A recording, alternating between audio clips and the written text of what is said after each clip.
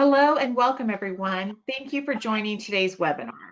My name is Katy Montgomery and I serve as Executive Vice President at Cyber Defense Labs, where we work hand in hand as trusted partners, helping organizations, including financial institutions and credit unions, identify and reduce risk across their business operations. Today, we are presenting a discussion entitled Credit Union CEOs, Are You Managing Cyber Risk Effectively? Our goal is to share insightful information to help credit union CEOs and other senior executives manage cyber risk effectively, ask the necessary questions, and ensure their cybersecurity program can be trusted moving forward. Before we begin, I just wanted to share a few housekeeping items. If you have any questions during the presentation, please type them into the chat box. If you get interrupted or would like to share this webinar with others, we will be posting it shortly on our website at cyberdefenselabs.com. Now, without further ado, I would like to introduce my colleague, Pete Cordero. Pete is a managing director in our professional services division at Cyber Defense Labs. In this role, he leverages his national security experience and in-depth knowledge around criminal cyber intrusions, intelligence, and incident response to ensure the protection of sensitive information, help create more secure business operations, and help companies become more capable and resilient to deal with not only today's modern cyber threats, but also those that organizations are going to be facing in the future as well. Pete, if you're ready, let's go ahead and get started. Katy, thank you for that kind introduction, and I'm ready for your questions. Let's start. Well, thank you for being here. I don't think it's any secret that financial institutions have long been a target for criminal cyber actors. There are these comments come in from time to time, and most recently at a board meeting, the NCUA reaffirmed that cyber threats continue to target credit unions with evidence of ransomware, malware, distributed denial of service attacks. And then we see this persistent, phishing emails that come in across organizations, often linking to current day events, whether it's the pandemic and COVID environment or some of the federal, relief programs that we see. Finally, you can add into those headlines, topics relating to SolarWinds and certain vulnerabilities in Microsoft Exchange servers. If you're sitting at the top of a credit union organization as the CEO, as an executive, member of the leadership team, how should you be looking at these threats today? Katy, that's a great question to start our conversation. Cybersecurity should be viewed as an enterprise risk, and it demands the attention of the most senior executives, starting with the CEO. CEOs set the priorities to reach specific business objectives and drive success for all members. CEOs should create a culture of cybersecurity from the top down, aligning departments and operations within a cybersecurity risk management framework to properly address the threats that could impact critical operations and business objectives. If you look at today's cyber threat landscape in the financial services sector, one only needs to listen to the Federal Reserve Chairman Jerome Powell in a recent interview, where he stated that the risk that they keep their eyes on the most now is cyber risk. In a recent report based on the interview of over 120 chief information security officers, or CISOs, of financial institutions, found that cyber threat actors have increased destructive attacks 118% over the last year.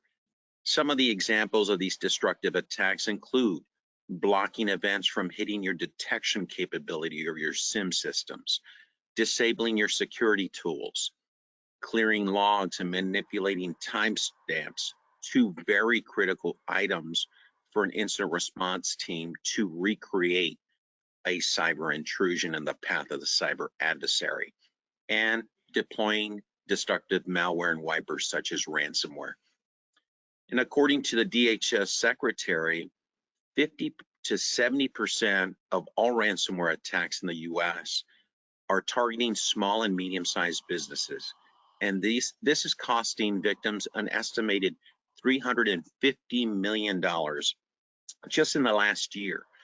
Now, if you're a CEO and your executive team do not consider cyber as an enterprise risk, consider the cost of not doing this. The total cost of an average data breach in the US in 2020 was over $8.5 million. You hear that those costs continue to increase, and that's quite a statement coming from the Federal Reserve Chairman as well as the DHS Secretary. So, like you said, if you're not thinking about it as part of your enterprise, risk management dashboard at the CEO level, then you really need to start paying attention as soon as possible. If you recognize the role and the influence that CEOs and their leadership team have in influencing that culture of security across their enterprise, what types of questions should they be asking? Do they need to be the cybersecurity expert, or how do they stay informed enough to be able to ask the right questions? Katy, today's CEO does not, and their senior leadership team or their board do not need to be cyber subject matter experts, but they do need to have a foundational knowledge of the various facets of cybersecurity, which I deem as being cyber savvy. They have to understand the importance of having a strong, robust information security program to protect their members. And credit unions understand this and have business impact assessments and business continuity programs in place to include for cyber-related events. However, it is important to have frequent and robust discussions and understand how to address today's constantly evolving cyber threats at a strategic, operational, and tactical level. So some questions to consider for our CEOs and their senior leadership teams could include, how often is cybersecurity a topic in your leadership meetings? Does it happen once a month, once a quarter, or once a year? This will be evidence of how important the senior leadership team deems cybersecurity to be an enterprise risk. Has your senior leadership team, your business unit leadership team, taken cybersecurity leadership training? And when you're receiving your cybersecurity report from your Chief Information Security Officer, some questions to consider. What type of breaches have occurred in the last quarter? What remediation efforts were taken and lessons learned?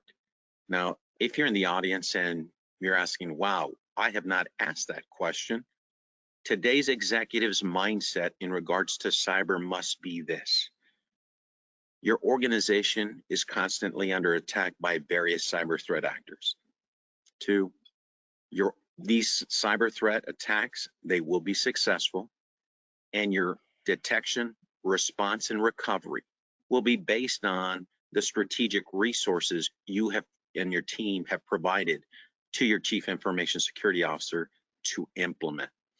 And just talk about vulnerabilities on the enterprise level. Just yesterday, Patch Tuesday for May, there were 55 patches that were issued by Microsoft, 4 being critical. While there's different ratings: critical, high, low, medium, and low. A critical vulnerability means a cyber threat actor can exploit this vulnerability without any user interaction, meaning I don't have to click an email or an attachment. And this is an exploit that cyber threat actors are looking for. In addition, there were 3 zero-day vulnerabilities. That means there were no signatures prior to yesterday in your antivirus, your anti-malware protection that would have identified these 3 zero-day vulnerabilities. So one challenge I always have for our executives: are you only hearing good news about your organization's cybersecurity efforts? And we'll discuss this in just a moment. So it sounds, not only do you need to consider this an enterprise-wide risk, you need to be able to look at it with eyes wide open and to be able to ask questions and have a conversation at least on a regular cadence so that you're understanding the current cyber health of your environment. If you look at the cyber headlines that we see that are showing security vulnerabilities that are being exploited by bad actors, business operations that are being impacted by events related to ransomware, how does a CEO build trust in the organization and the reports that they're receiving to be able to have that trust and confidence that that information they're being presented properly reflects the effectiveness of their security program and their security posture? Katy, that's a great question. And this has been a movement over the last few years. And the response to that is by conducting an independent third-party assessment of your cybersecurity risk management program. What that means is a trusted partner, such as firms like Cyber Defense Labs and others, are hired by the CEO, the board, or the senior leadership team to conduct an independent assessment of their overall cyber risk management program's maturity level. Now, this is a little different than what we're used to. Many assessments to assess the maturity level of an organization are conducted by the CIO or the CISO. So the differences here is in an independent assessment hired by the senior leadership is the client, not the CISO or CIO. And when a CISO or CIO hires a third-party cyber firm to conduct these assessments, the reporting and findings go to the CISO. Now, the CISO then presents these findings or executive findings, and they have the discretion of what to report up to senior leadership. There's a difference when the CEO and leadership team is the client, because they will be provided what I consider the good, the bad, and the ugly. Now, the benefits of this type of independent cybersecurity assessment by senior leadership is it can benefit credit union executive leadership teams by helping to inform and drive a more robust conversation between the CEO, senior leadership team, and the CISO or CIO and their team. It also provides a true assessment of the organization's cybersecurity challenges, highlighting what you're doing well, where some challenges exist, and more importantly, true deficiencies that need to be addressed that comes to the enterprise-wide cybersecurity posture of your organization. And so this independently identifies these organizational cyber challenges at, again, the strategic, operational, and tactical level, providing the CEO and their leadership the information necessary to provide their CIO or CISO with the strategic resources necessary to reduce this enterprise cybersecurity risk to an acceptable business risk. I think that makes a lot of sense. And with the threat environment constantly changing, to be able to work with an independent outside partner that has the benefit of seeing cybersecurity risk across multiple organizations and to really validate what you're doing correctly and where are there gaps that you should prioritize and resource, quickly so that you're maximizing the use of potentially limited resources and putting them, into the area that can reduce risk across your credit union the most. As we look at these independent assessments, there's different assessments that you can do. If I think of credit unions today, they're using technology in different ways with the business purpose of delivering more sophisticated benefits at faster speeds to their members across the board. They're working in cloud environments to a greater degree as they serve a remote workforce and they want to be able to access information at different times of the day and from different locations. What type of assessments or how important it is to look at the current environment, something that could be with us for a much longer time, and validate what we're doing well in these unique circumstances? So Katy, that's a great question. Assessments can vary in size and scope. Credit unions need to adapt and demonstrate a safe, secure, resilient environment for their members. And in the COVID environment, a lot of organizations had to create a remote capability. Now, what that meant was you had a lot of employees, members, working from home, accessing your accounts from home. And what most of these organizations had to do was migrate to the cloud environment. Now, and we'll talk a little bit about what we're doing was in regards to cloud, but we are working with several organizations today that want to ensure their information security is tied to their business strategy to proactively incorporate new business services and member benefits are created. So think of when you add a new service, a new application, a new technology, ask yourself, are you conducting assessments to determine, are these secure before they're being implemented? Concentrate on the planning stages of these. Now, going to the cloud environment, other organizations we're working with want to verify that their new cloud environment has been enabled and is correctly configured. So that means that your security controls are in the best, that are best postured to protect the data in the cloud from cyber threat adversaries. And then finally, we have seen a significant focus on incident response and readiness. So nearly all credit unions have some form of incident response plan in place. However, when was it last tested or exercised? It's like a muscle memory. You have to practice, you have to update these incident response plans to ensure that the proper individuals that are points of contact are on that list, proper and working phone numbers, your third party teams that support you in light of an incident. So you take most of these recent headlines, you know, victims falling victim to say a breach or ransomware incident. Questions are, would you be prepared? How would you respond? As a CEO, how would you have been informed? And what are the 3 calls you would have made when upon notification? We have current examples in today's media where critical infrastructure has been impacted, an oil pipeline that has been impacted by ransomware. And you're starting to see the different levels of impact, the tactical impact, where shortages of gasoline are starting to occur in different states, the operational impact, not being able to continuously transport 100 million gallons of fuel per day across a 5,000-mile pipeline, and then the strategic concerns of what the customer is reading about this pipeline, this breach, your brand, and how it's going to be impacted, either negatively or otherwise. So kind of a few things to consider, Katy.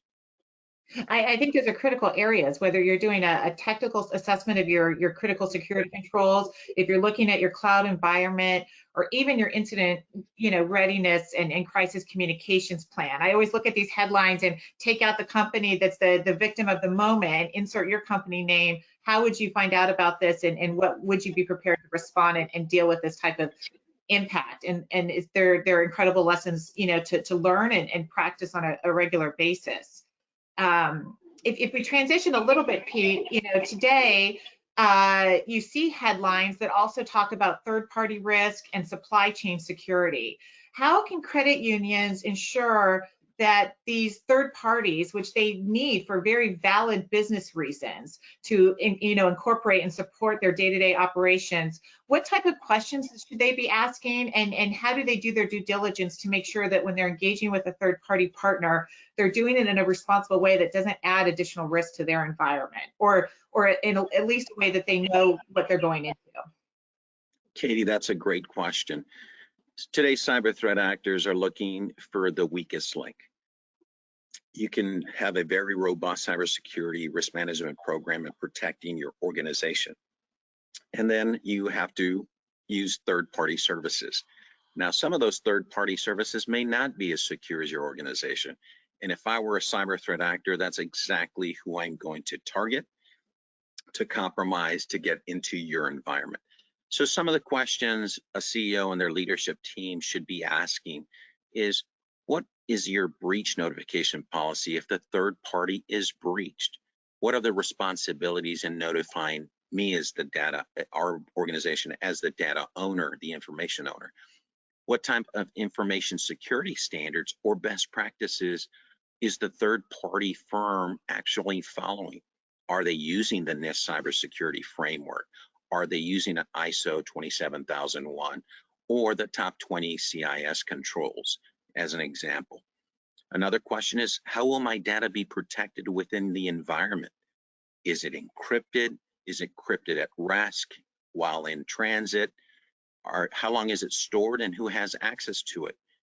Does dual factor authentication, is that a requirement to access the data that our organization has provided to a third party? These are just some of the questions that should create a more robust conversation between the CEO and the CISO in regards to third-party risk. I think you raised some critical points, and one flag that goes off in my mind is, again, the need for a baseline level of cybersecurity education and training across the executive leadership team. Those contracts may go through a general counsel, a CFO, other executives that touch these business operations where security should be part of that conversation. Would you agree with that? I agree wholeheartedly. And I would follow that remark by saying there are three types of cybersecurity training. The first is your information security awareness training for all employees. This should happen a couple times a year to ensure that your employees or your members have the basics not to click on a phishing email and things of that nature. Then the second level is your cybersecurity training for your cyber professionals.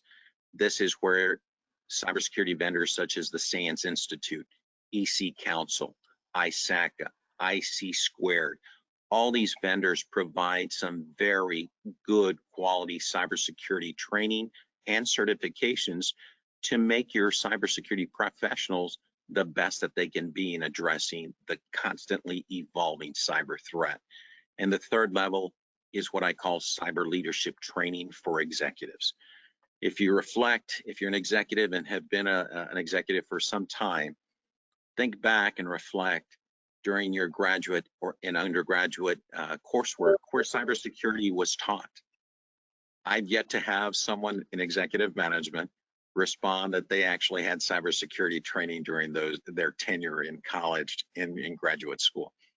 So here's an enterprise risk that executives need to understand the various aspects, things such as the basics of IT, the basics of network security, your cyber threat actors and how they actually conduct their operations.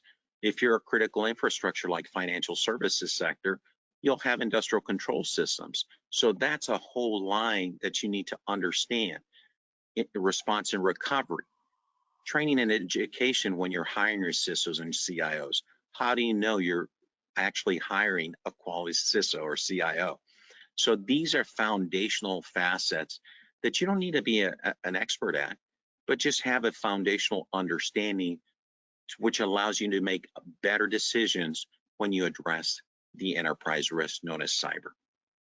Those are excellent points. If I look at credit unions and really any organization across the board, they're dealing with cybersecurity today. It's not that the threat doesn't discriminate against size or sector. It's something we all face. And many organizations, and in particular credit unions, can have a hard time attracting and retaining qualified talent to really help them, manage their information security program. Many employees within these credit unions wear multiple hats and are serving different purposes at the same time and doing so to the best of their ability. How can a credit union look at this, or how should they look when they're considering the resources that they want to invest, when they want to drive the greatest return on their investment, buy down cyber risk in a meaningful way, but they still have other priorities to demonstrate growth and perhaps limited resources to spend on the problem? How should they approach this? Katie, that's a great question. In today's environment, an organization has two choices. You can grow your cyber capability organically, meaning sending your cyber professionals to continuous training to constantly evolve as the sophistication of the cyber threat and cyber threat adversary increases over time. Or you can outsource and look for a trusted partner like Cyber Defense Labs that can address cybersecurity holistically and stand by you as a partner working to mature your program.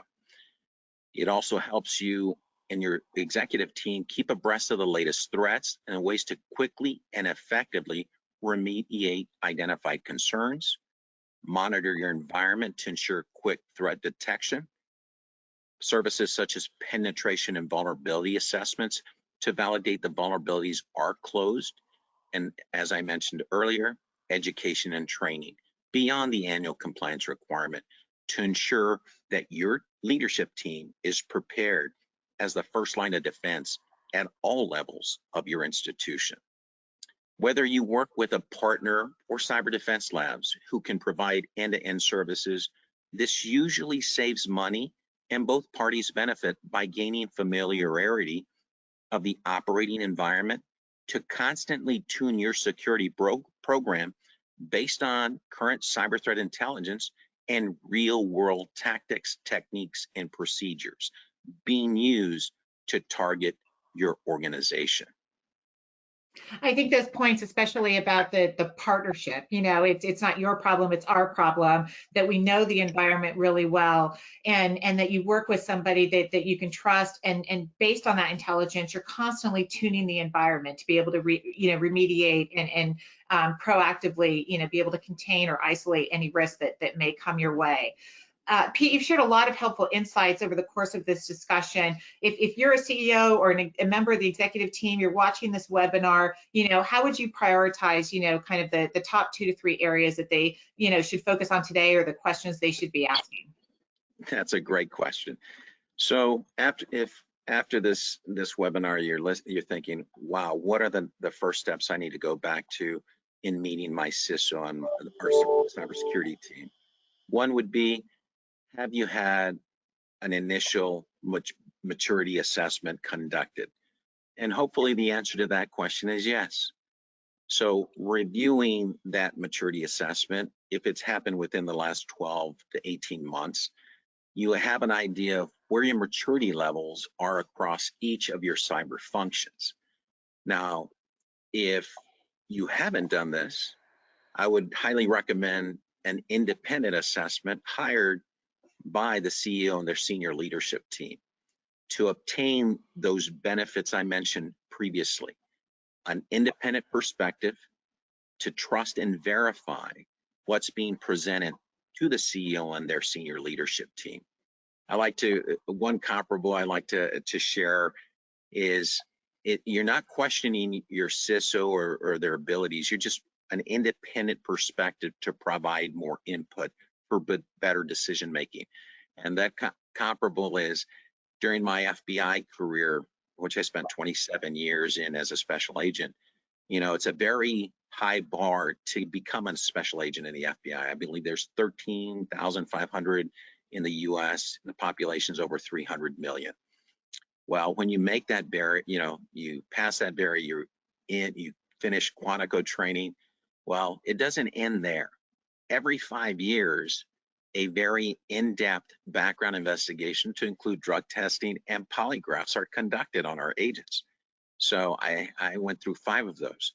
And so it's a trust but verify to make sure that the CEO and their executive team have all the information they need to support the CISO and CIO with strategic resources to provide the organization the most mature level in their cybersecurity risk management and the best cybersecurity posture to thwart off cyber threat adversaries and cyber threats.